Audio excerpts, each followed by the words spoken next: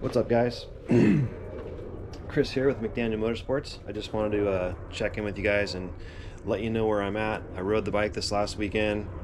It's phenomenal. I did have to bend my rear brake lever out a little bit just for my own liking, but bike's awesome. Couldn't have asked for just a better bike. It's truly amazing. So, but anyway, I'm back on the Charger, and you're gonna see some jumping around. We just do. And it's really, we're either waiting on a transmission or waiting on seat covers. It's just, and they're both for either the truck or the Charger. The Charger's almost complete, but it's still needs a lot of interior work.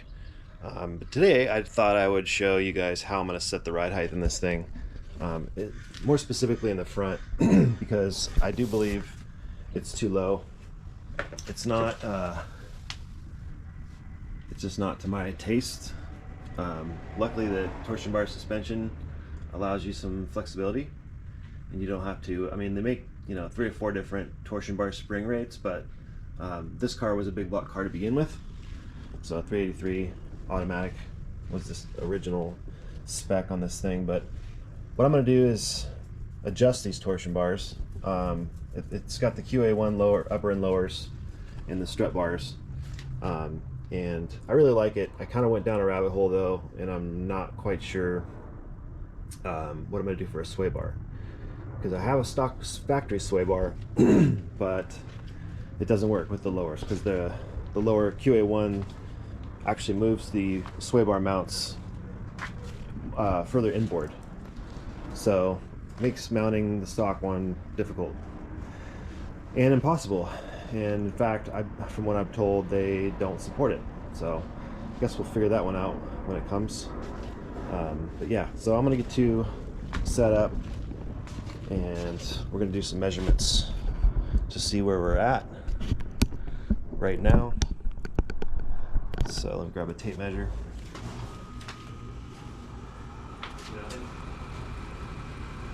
The most important thing is it's what's pleasing to your eye.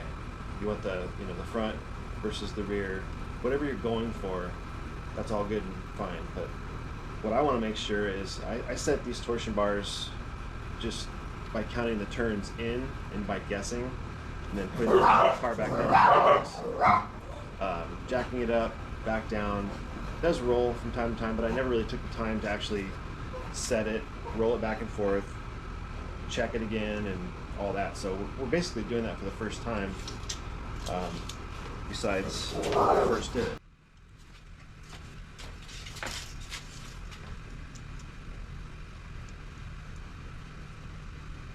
$22 3/4. So the driver's side is significantly lower. So we'll add 2 turns to the driver's side just arbitrarily. So say we go up 4 turns on the passenger side, and then we go up 6 turns on the driver's side. And let's see where that puts us. Just have one side of the car jacked up just to unload the torsion bar.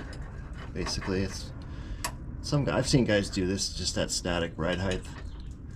I'm not sure how that does for the threads on the torsion bar adjuster, so I just choose to do it this way. You can do it however you want. Alright, so I'm going to do 6 turns, and you can see I'm using just a box ratcheting wrench. I'm just going to try to do it, and I don't know if I can do halves. Probably just have to do quarters. Let me ratchet it up instead. I think the ratchet's going to afford me more space to run the handle, so.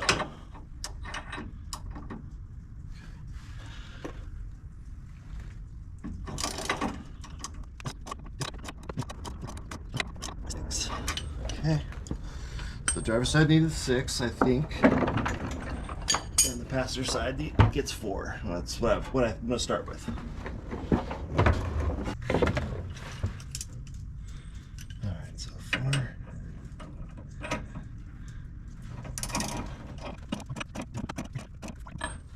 Oh, and these aren't even tight. Yeah, I got to look at this thing over.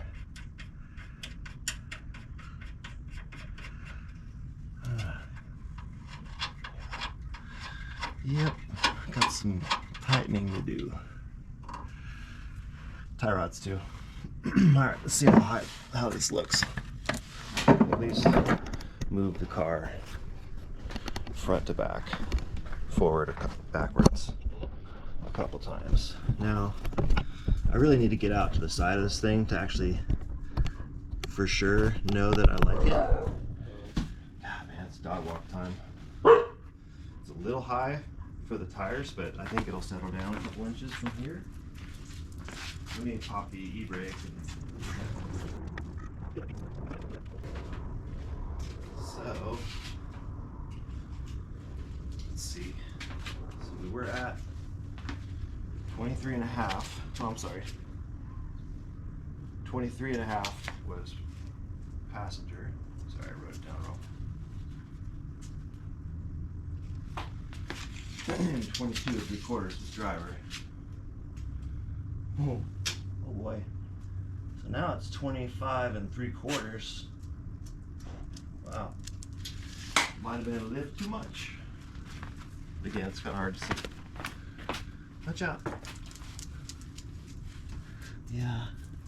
Now the tire just looks small, which it is. I'm gonna get different tires put on it, but they kind of look silly now. So that's cool. I want to make them even. But yeah, might take some, I don't know, I gotta get the tires on. I want to run a 255 60/15 on the front here. And a 275 or hopefully a 295 in the back. I didn't do any modifications. 25.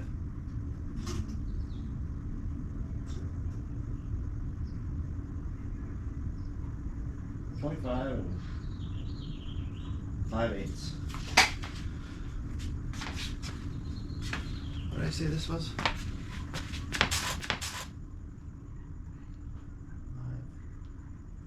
5/8. I think this is 3/4. Yeah. 25 and 3/4.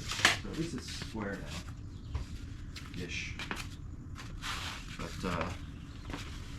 yeah, it's kind of hard to tell. This is obviously a better angle, but you can see how small that little tire is in there. I think it's a 215. Yeah, it's a tiny little guy.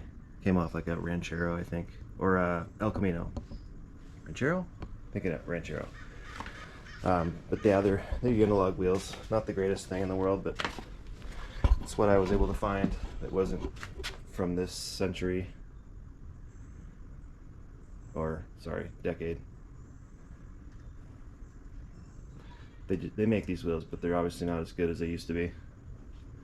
So it still has, I just didn't want it front high just for now, but I don't think it is. Again, it's kind of hard to tell with the sun glare and limited visibility. But anyway, so next is bumpers, front and rear, wiper motor linkage. I need to buy the wiper motor. Seat covers will be here in a month. We got to do some sheet metal repairs on the 65 Ford cab. That's coming up. I got to strip that metal. That's gonna be fun. Of course, all the sheet metal has to be stripped. I thought for maybe an hour about leaving it just junky, ratty. I just can't do it. This is not me. This is not who I am as a person. I appreciate them. I appreciate guys that can do that, actually. I wish I could, but I can't. Stuff for me needs to be shiny, and I'm willing to work for it. So anyway, that's it for tonight. See you in a few.